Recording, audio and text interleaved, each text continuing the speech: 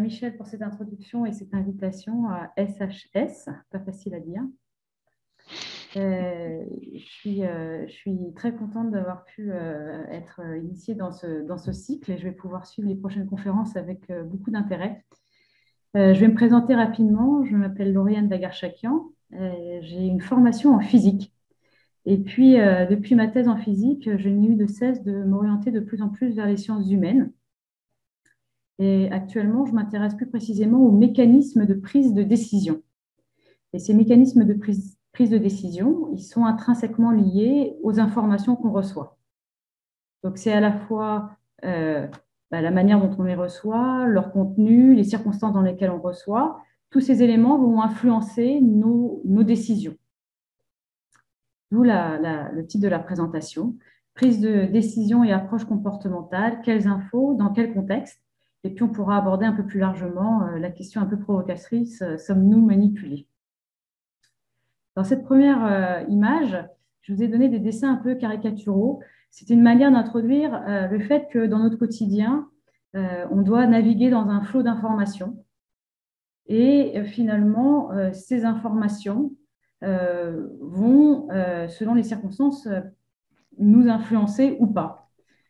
Le point important, je pense qu'il faut insister là-dessus, c'est que si on était omniscient, si on savait tout, sur ce qui nous entoure, on n'aurait pas forcément besoin de cette recherche d'informations.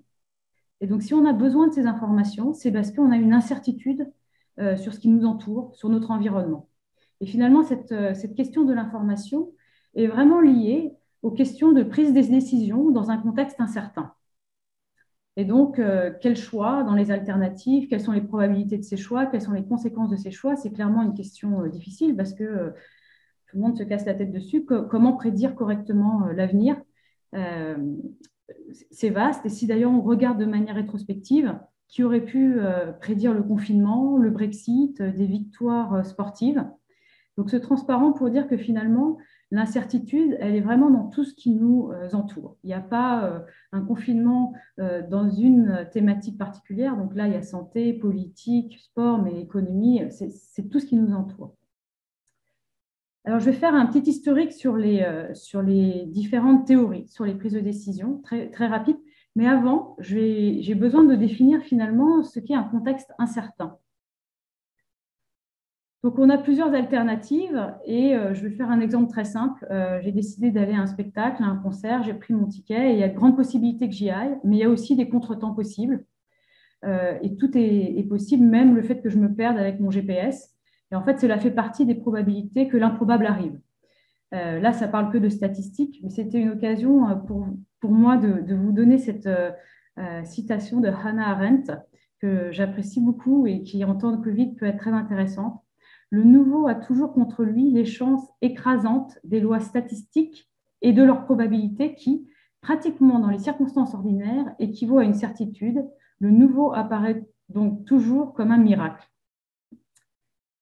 Et donc, je reviens sur ma définition de l'incertain, parce que pour l'instant, j'ai juste défini ce qui était probable. Mais en fait, dans l'incertain, il y a deux éléments qui sont manquants. L'un, c'est ce que j'ai mis dans l'alternative Z, là à l'écran, c'est-à-dire des choses auxquelles on n'a pas pensé. Septembre 2018, on n'a pas forcément pensé que pendant un an, il n'y aurait aucun spectacle, que tout serait annulé. Ou sinon, tout simplement, lorsqu'on peut avoir des alternatives, mais dont on ne connaît pas les probabilités. Là, j'essaie de donner l'exemple dans l'alternative E. On va avoir une visite surprise, mais ce n'est pas forcément simple d'en quantifier les statistiques. Donc, le contexte incertain se traduit par le fait qu'on n'a pas toutes les alternatives, ni les probabilités qu'elles ont de se produire. Et ça, c'est un point important. Parce que c'est à différencier de ce qu'on appelle un contexte de risque, où il y a beaucoup moins d'inconnus. Et donc, dans ce qui nous entoure, en fait, dans la réalité, on est vraiment dans un contexte incertain. Il arrive parfois qu'on réduise ce qui nous entoure à un contexte de risque. Donc, un contexte de risque, c'est comme une tombola. On a une urne où on connaît toutes les boules numérotées. Il n'y aura pas de surprise, ça sera forcément une boule de l'urne, et puis on peut calculer les probabilités. Donc, on peut d'une certaine manière, des fois restreindre en disant dans l'état actuel de nos connaissances, voilà l'état des lieux. Mais clairement, les modèles se confondent puisque ça ne capture pas tout ce qui nous entoure, toute la réalité. Donc, après cette définition de l'incertain, je vais passer à la partie un petit peu plus théorique. Et je m'excuse par avance pour les personnes qui sont expertes peut-être dans tout ce qui est prise de décision, parce que je vais vraiment faire une partie historique très schématique. Je ne vais pas passer par tous les courants de pensée. Je vais m'arrêter par ceux qui vont nous amener à réfléchir sur comment donner l'information. Alors, ça commence par la théorie du choix rationnel, l'homo economicus, où là, on est dans une situation en fait, de risque, où on connaît les probabilités, les alternatives, les conséquences. D'une certaine manière, la prise de décision revient à un calcul de coût-bénéfice, ce qui n'est pas tout à fait la réalité. Et donc, dans les années 50, Herbert Simon a introduit le concept de rationalité limitée.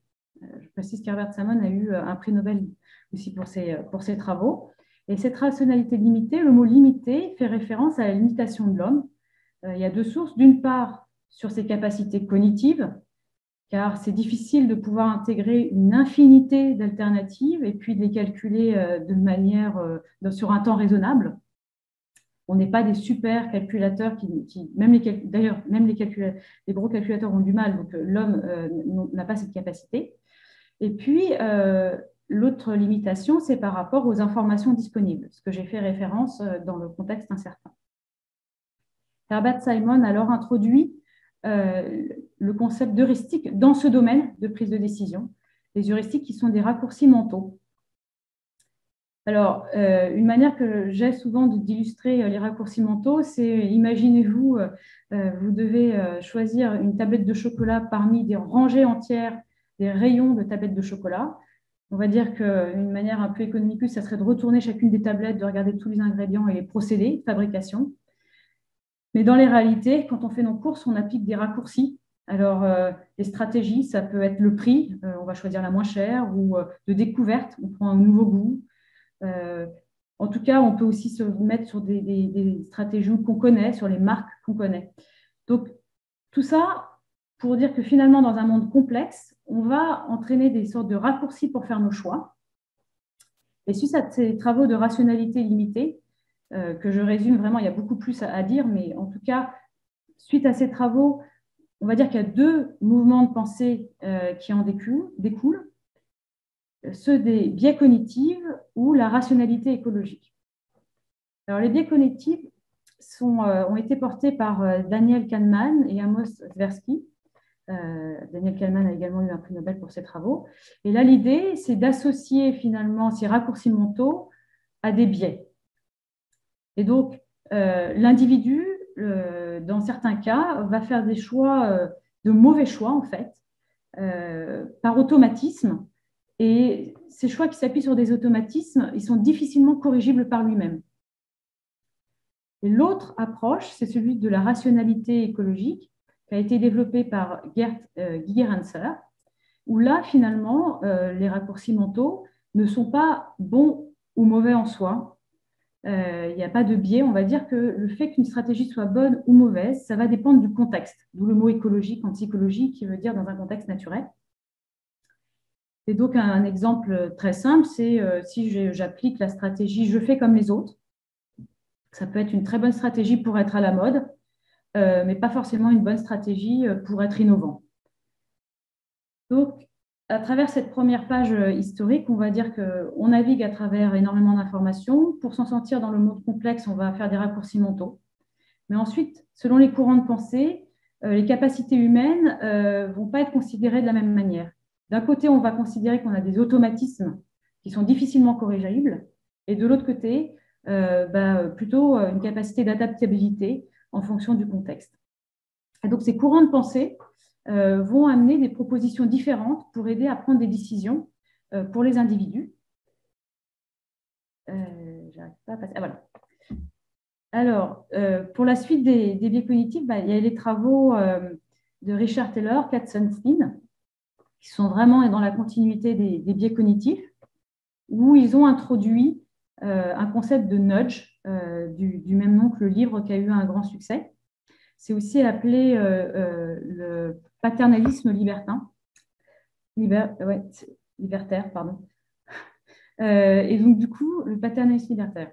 Donc là, l'idée, c'est que le nudge va s'appuyer sur des automatismes et propose une architecture de choix de l'environnement pour inciter les individus à prendre de meilleures décisions. Donc, en fait, on va les inciter, mais pas les contraindre, et on va organiser l'environnement pour justement les amener à ces bonnes décisions. Donc, un exemple tout simple, c'est à la cantine, on va inciter les consommateurs, les personnes à prendre des assiettes plus petites. Elles auront toujours le choix de prendre une assiette plus grande, mais en tout cas, en ayant une assiette plus petite, par automatisme, elles vont moins la remplir. Donc, on organise l'architecture de choix d'un individu. Mais encore une fois, l'important, c'est de dire sans contrainte. Dans la côté de la rationalité écologique, a été proposé le boost. Donc, cette approche cherche à responsabiliser et à éclairer la prise de décision des individus. Alors, dans ce courant de pensée, on ne part pas du principe que l'homme a des biais qu'il ne peut pas corriger. En fait, on va lui apporter de l'information de manière pédagogique, transparente, on va dire adaptée aux architectures cognitives. Et à partir de ça, cette approche s'appuie sur des décisions actives ou conscientes des individus, afin de favoriser une plus grande autonomie des choix. Alors, il y a des recoupements sur les propositions qui sont faites. Je vais vous donner un exemple sur lequel, par exemple, ces deux courants se différencient. C'est celui des dons d'organes. Si on est un fervent du nudge, ce qui est proposé, c'est de faire d'être donneur d'organes par défaut. Donc, grosso modo, on sait que par inertie, lorsqu'un choix est présélectionné, les individus ne vont pas changer d'option. Et quelque part, on va augmenter le bien commun en facilitant le don d'organes à travers une communauté. Alors, je dis a priori, parce qu'a priori, les données, lorsqu'il y a des dons d'organes par défaut, on pourra en reparler peut-être dans les échanges, mais ça n'a pas été montré que ça fait de si gros changements. Si à l'inverse, on est un fervent du boost, là, l'idée de mettre un choix par défaut ne sera pas proposée, mais au contraire de demander activement aux individus de se positionner à un moment opportun en lui apportant des informations clés. Alors, par exemple, ça peut être au moment de passer son permis de conduire pour pouvoir mettre cette information sur le permis de conduire et de le demander de manière explicite. Voilà, donc ces deux courants de pensée, on va dire que souvent, lorsqu'il y a des écarts, c'est sur des questions éthiques. Là, par exemple, c'est le droit de décider activement sur son corps. On pourra en reparler un peu plus tard, mais en tout cas, même si c'est de manière très caricaturale présentée, il y a quand même des différences entre ces deux courants de pensée. Alors, depuis ces approches existent depuis très longtemps. Elles sont devenues particulièrement à la mode ces derniers temps. Mais du coup, je vais les prendre pour essayer de mieux illustrer les différents blocs qu'on peut rencontrer autour de nous. Donc, je vais parler du marketing, du nudge et du boost, et puis les discuter en fonction de deux axes qui peuvent les différencier, c'est-à-dire la transparence et puis l'objectif. Alors, encore une fois, c'est très schématique. Donc, pour le marketing, ça s'appuie sur des données objectives, mais ce n'est pas forcément très exhaustif. C'est-à-dire que parfois, il y a des données objectives manquantes. Ça s'appuie sur des automatismes et c'est en faveur d'un produit. Le cas du nudge, l'approche est plus scientifique, plus rigoureuse. Ça s'appuie sur des automatismes et c'est en faveur du bien commun et ou de l'individu. Et dans le cas du boost, c'est également une démarche scientifique. Là, pour le coup, on essaye d'informer des non-initiés à partir d'informations d'experts. Donc, on adapte les informations aux architectures cognitives. Et cette fois-ci, c'est en faveur d'une plus grande autonomie des choix. Je vais décliner un exemple à partir de ces trois approches pour l'expliciter. Dans le cas du marketing, on pourrait, par exemple, s'appuyer davantage sur ce qui s'appelle un effet relatif, par opposition à effet absolu. Lorsqu'on, par exemple, on peut dire qu'un produit offre 100% de vie en plus. On passe dans la réalité d'une personne sur 10 à 2 personnes sur 10 qui a un effet bénéfique, par exemple, avec ce produit. Et au lieu de parler de probabilité absolue de 10%, on va parler de manière relative. On passe de 1 à 2 personnes.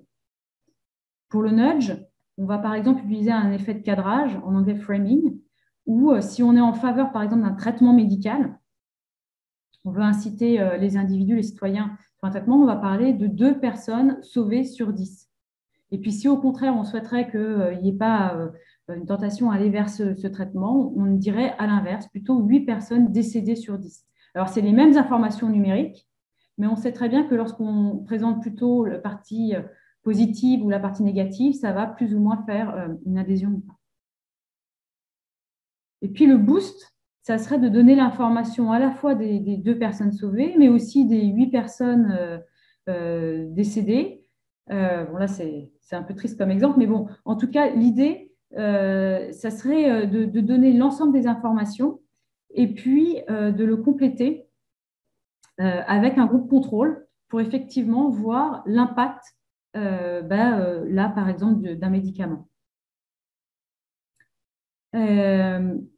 Donc ça permet de voir un peu l'ensemble des outils. Dans la suite de la présentation, je vais me focaliser davantage sur l'approche de Boost. Je vais continuer sur cet exemple et puis aussi élargir à d'autres exemples.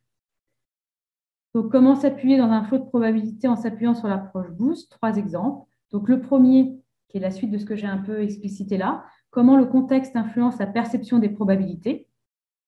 Et je vais détailler un peu plus ces propositions, par exemple, de Factbox. Dans un deuxième temps, je vais parler de comment la tentation du risque zéro influence les comportements. Là, je vais parler plus précisément de choix défensifs et de leurs conséquences et comment pouvoir éventuellement éviter ces choix défensifs. Et dans un troisième temps, je vais parler de comment aider à la prise de décision dans un contexte incertain et introduire un outil de prise de décision. Alors, comment le contexte influence la perception des probabilités? Je vais résumer au fait qu'il y a plusieurs sources. Je vais en détailler 2 principales. Le premier, c'est la cognition numérique, la capacité à traiter des informations numériques. Toutes les informations dans l'encadré représentent exactement la même quantité numérique. Mais ce qu'on se rend compte, c'est qu'effectivement, les personnes, selon le format, ne retiennent pas forcément les mêmes informations, voire même ne vont pas faire le même type d'erreur. Donc, il y a toute une partie qui est liée dans les perceptions à ce traitement d'informations juste numériques. La deuxième partie, que j'ai déjà un petit peu introduit dans les transparents d'avant, c'est le contexte psychologique. Donc, j'ai cité le framing, il y a aussi le vocabulaire émotionnel ou non, le fait d'avoir vécu ces probabilités comme une catastrophe ou d'avoir une description de ces probabilités. Donc, par exemple, on parle du réchauffement climatique. Donc, tout ça, tous ces éléments à la fois numériques et le contexte psychologique peut influer dans cette perception des probabilités. Alors, avant de vous donner ce qui serait intéressant de développer justement pour aider à la perception, je vais vous donner un exemple d'une expérimentation qui a été menée, il me semble, aux États-Unis et qui permet vraiment de rentrer dans le cœur du sujet et avec une thématique qui est particulièrement d'actualité en ce moment, c'est sur les vaccins. Il y a eu une étude, donc dans cette étude, on va demander aux participants de choisir entre 2 vaccins. Un vaccin A qui a un risque de 2% et un vaccin B qui a un risque de 1,01%. Et donc, celui qui a le risque le plus bas, c'est forcément, enfin, c'est celui qui, a priori, rationnellement, celui vers lequel il faudrait opter. Donc, je vais vous montrer comment les auteurs ont joué à partir de tout ce qui est cognition numérique et puis contexte psychologique pour voir comment les individus choisissent. Alors voilà, on va avoir le vaccin A qui a 2% de risque, avec lequel on a 2% de risque d'être tué en raison de l'impact de la grippe. Le vaccin B, 1%, auquel s'ajoute une chance supplémentaire sur 10 000, 0,01%, qu'une personne décède des complications dues à l'infection. Donc, si on demande aux participants de choisir entre ce vaccin A et ce vaccin B, décrit comme ci-dessous, il y a presque 70% des participants qui ont une réponse correcte, mais ça veut dire aussi qu'il y a 30% qui, numériquement, n'ont pas vu la différence entre, enfin, n'ont pas vu qu'il y en a un qui comporte 2 fois moins de risque que l'autre, environ. Si ensuite, au lieu de dire que les 0,01% sont dus à une complication due à une infection, on dit cette fois-ci que les 0,01% sont dus à une complication due au vaccin lui-même. Et là, si j'avais le temps, je vous demanderais de mettre vos réponses dans le chat pour dire à votre avis combien de pourcentage de personnes ont répondu correct. Mais voilà, je vous donne la réponse. Il y a moins de 1 personne sur 2. Donc, ce qui est intéressant là, c'est que c'est toujours les mêmes probabilités, c'est des origines différentes, mais clairement, les personnes acceptent mal qu'un vaccin qui est censé les protéger, leur sauver la vie, puisse causer un décès. Donc, on accepte mal qu'un élément qui peut être protecteur puisse comporter des risques. Pourtant, lorsqu'on va regarder les risques en tant que tels, on voit qu'il y a une grosse différence. Donc, cet exemple pour vous illustrer du coup on va dire des recommandations, des suggestions. Donc, ce qui serait intéressant justement pour éviter cette partie sur les problèmes de cognition numérique, c'est d'informer sur les risques à la fois en format visuel et numérique. Je vais vous donner l'exemple qui a été réalisé sur une autre étude. Ce n'est pas les vaccins, mais le même groupe de recherche a publié aussi sur des vaccins, sur des traitements antibiotiques. Donc, je vous donnerai les références ensuite. Mais là, c'est sur le dépistage du cancer du sein. Donc, c'est une manière, je ne vais pas discuter trop le fond des résultats, mais plus la forme de comment présenter des informations qui sont liées au risque. Donc là, il y a un groupe de 1000 femmes de 50 ans et plus qui ont eu un dépistage et on va reporter de manière à la fois numérique et en format visuel le nombre de personnes qui sont décédées du cancer.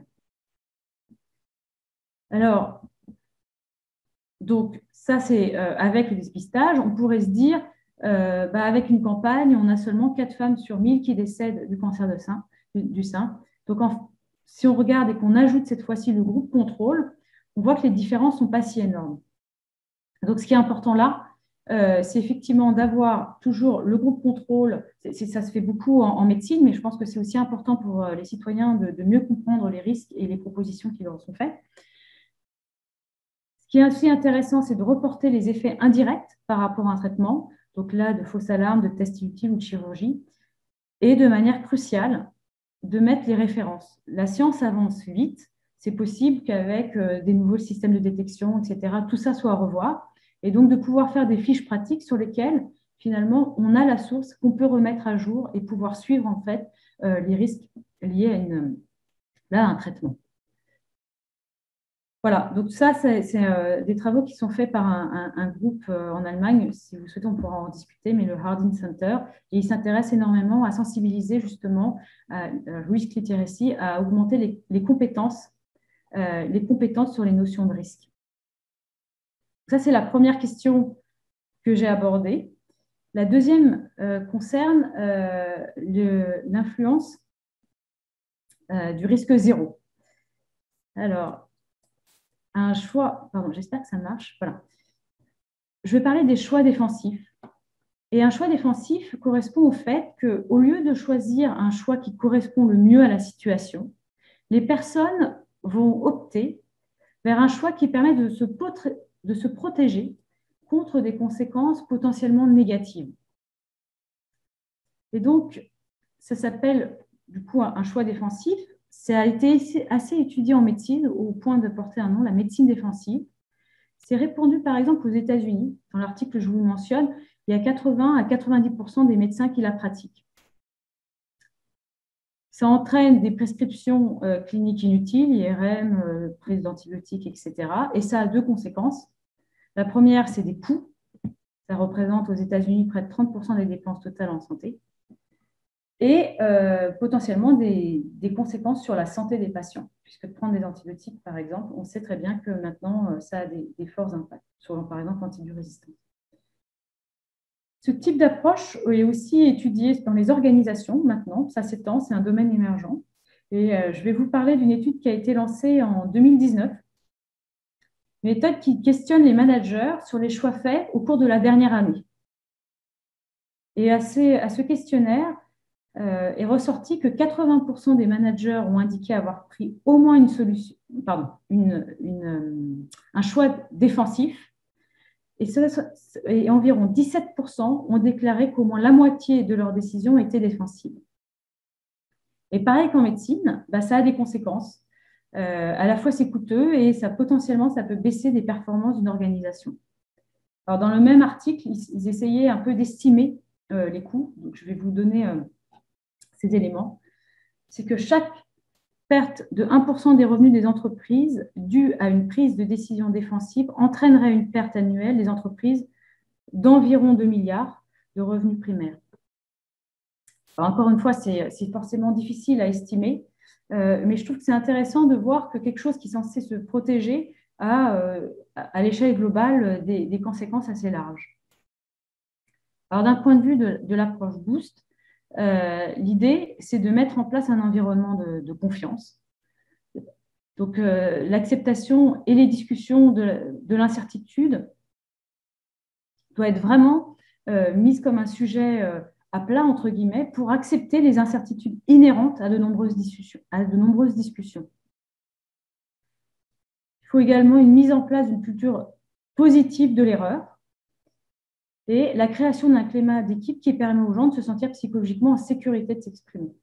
Donc, voilà les éléments pour arriver à mettre en place un environnement de confiance, mais qui permettrait finalement d'éviter cette perception, en fait, d'éviter absolument d'avoir un risque zéro et d'entraîner des coûts plus globaux. La troisième thématique que je vais aborder, c'est comment aider la prise de décision dans un contexte incertain. Et je vais introduire la notion d'arbre de décision, et en particulier un type d'arbre, des arbres rapides et frugaux, fast and frugal trees. Pardon, je m'excuse 2 secondes. Donc l'idée ici, c'est de repérer des indicateurs et de pouvoir les hiérarchiser pour aider à une prise de décision opérationnelle dans des cas d'urgence ou aussi de contexte incertain. Le premier exemple que je vais vous donner, c'est pour aider les médecins urgentistes à classer les risques d'AVC.